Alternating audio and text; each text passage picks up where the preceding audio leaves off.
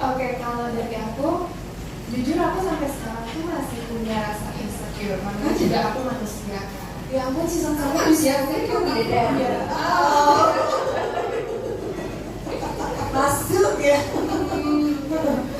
Aku tuh masih insecure sama salah satunya kulit tangan aku. Kulit tangan? Iya. Ada. Aku tes boleh nggak ya? Karena aku tuh ada belang gitu. Ini aku salah satu insecure-nya aku.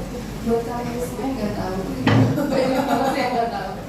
Itu aku insecure banget. Jadi aku nggak pede kalau misalnya aku pakai tank top atau apa, aku nggak pede. Dan kalau misalnya aku lihat ada perempuan lain kulitnya bagus, aku kayak, ih kulit saya kulitnya bagus, aku harus diapain ya gitu.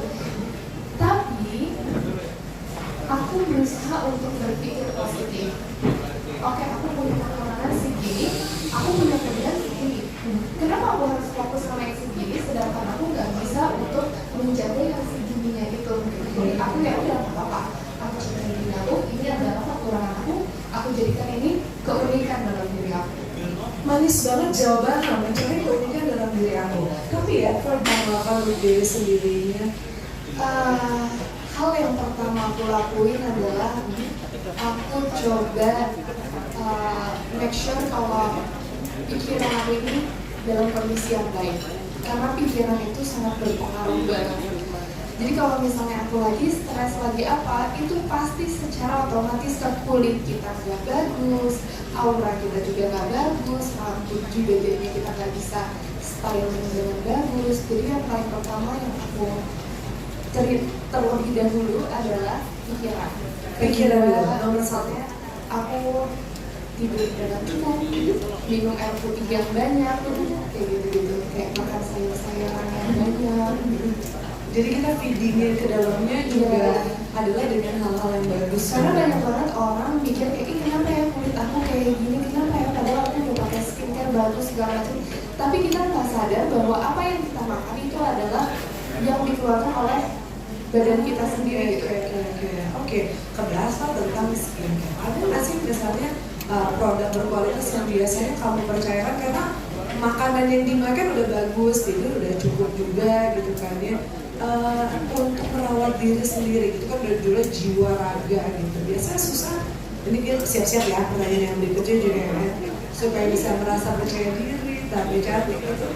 Milih produk yang berkualitas untuk diri sendirinya tuh kayak gimana? Nah, ini dia.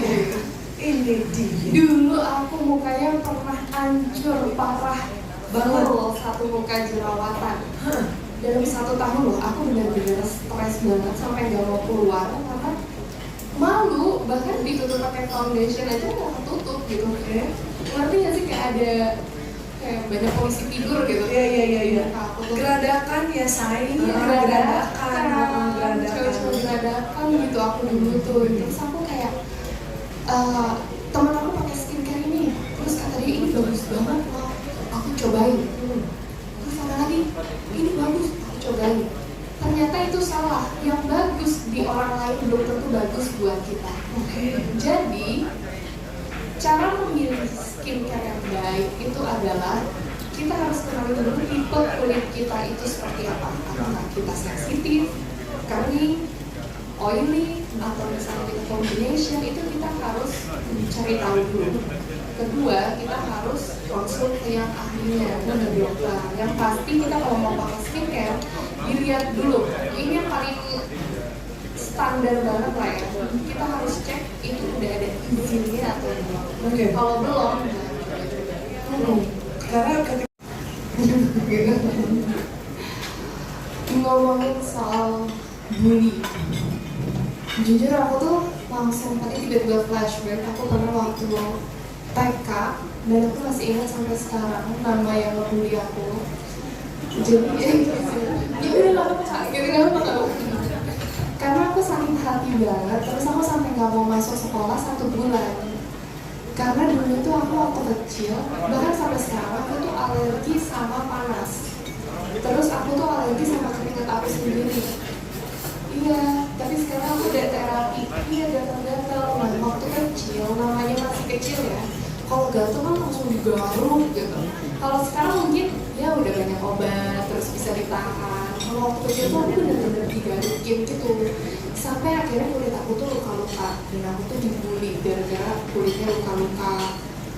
Terus juga aku pernah dibully sama teman aku di bangkunya tuh belakang aku dicubit sampai berdarah dan aku tuh nahan sakit gitu kayak aduh sakit banget gitu, dia dicubit sampai berdarah.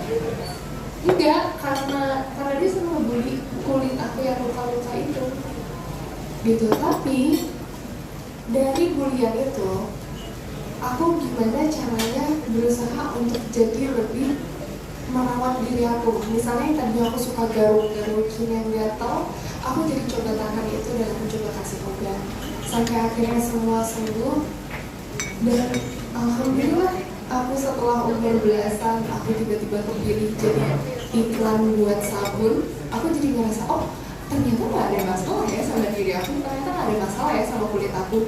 Dulu orang-orang membuli aku soal kulit aku, ternyata sekarang aku bisa nih jadi iklan sabun gitu. Jadi semuanya bisa kita ubah, kekurangan kita bisa kita ubah kok menjadi kelebihan kita. Terima kasih banget, so inspiring.